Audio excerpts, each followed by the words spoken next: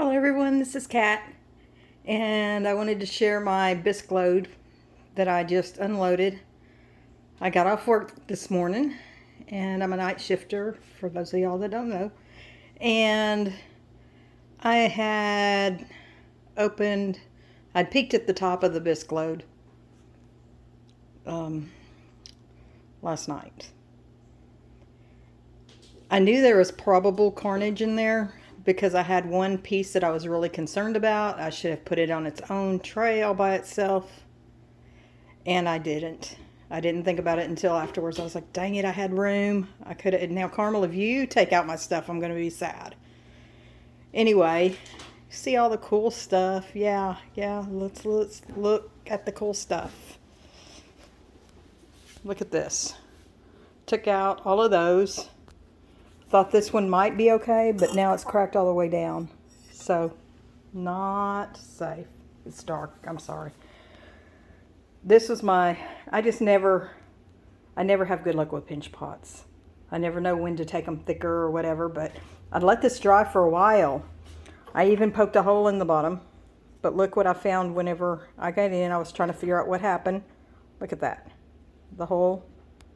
Obviously it's thick, but it should have dried enough. No hole. I had made the hole, but it didn't make the hole.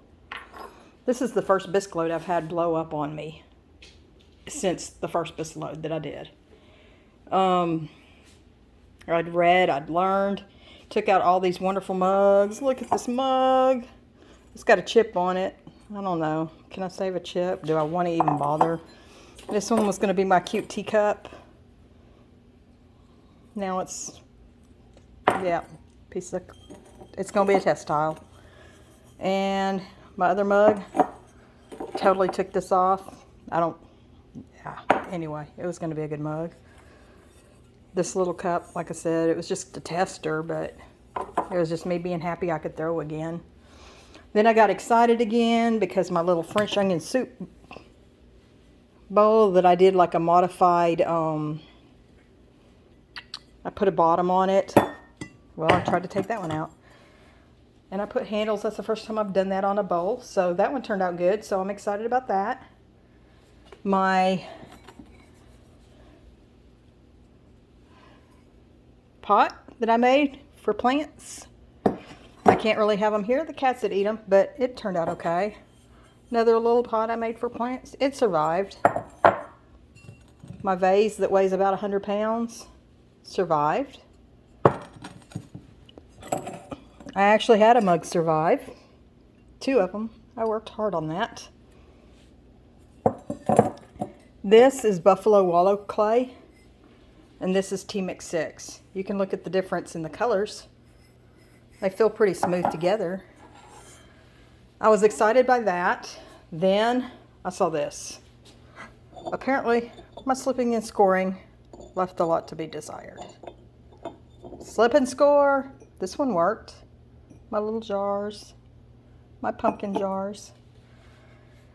Little cup. Survived. I just wanted to see what the clay could do. Once again, slipping and scoring. So 2 out of 2. And then my other pumpkin blue. So, then I was happy because my little pitcher, my first little pitcher, survived. It's very heavy, so it's not perfectly balanced. The handle doesn't really work well with it, but it's my pitcher. Another pot for a plant. It's kind of heavy, but I kind of wanted it that way. Made a couple pinch pot pumpkins. Aren't they cute? A couple plates from Pottery Forms. Then the rest. What a cute tray. What a cute tray. This was not intentional.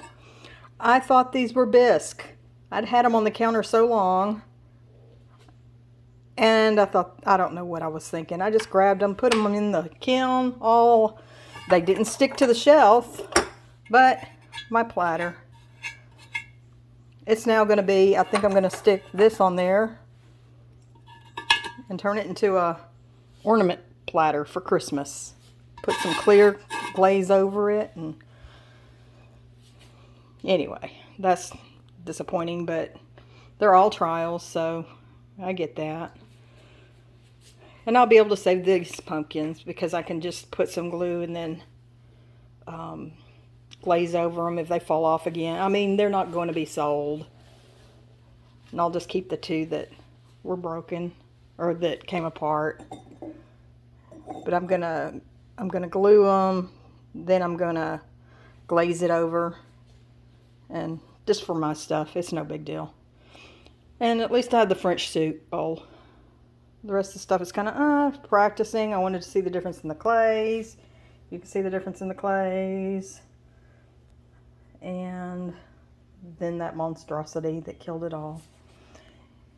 I thought about afterwards as I was putting it in, and I closed it and I got it all started. I did do a long preheat.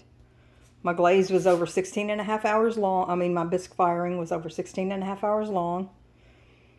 So, and that had been drying.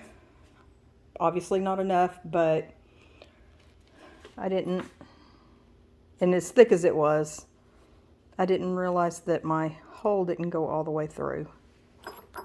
I'm going to have to just keep trying on pinch pots because I'm not very good at them.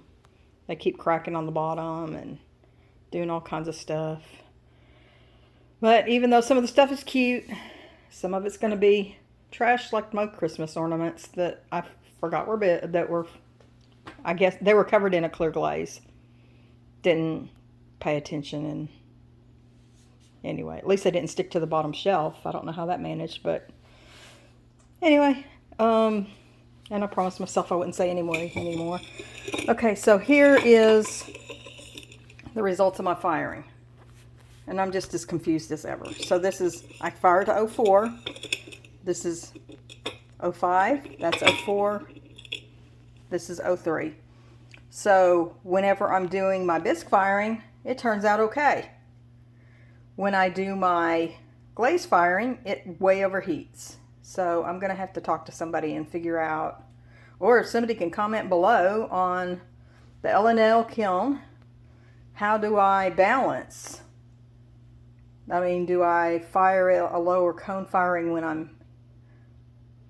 I'm heating it up, or when I'm bisquing, or when I'm glazing? One of them's going to have to change, because if I lower it down more, I'm going to have a lower bisque firing, which I guess is okay. But anyway, suggestions please in the comments below. You guys know I always take suggestions and grow and learn. And for my first blown up kiln load since my first one. Now I've messed up every glaze load, but the heating things I can't do much about. I can just keep working on it, but I'm not going to fix that. I'm just tempted to never do a pinch pot again. But anyway, and I keep saying anyway, stop saying anyway. I'm tired. I'm going to go to bed. And I'll see you Friday or Saturday, probably Saturday or Sunday, I should say, whenever I glaze out these. Talk to y'all later. Bye.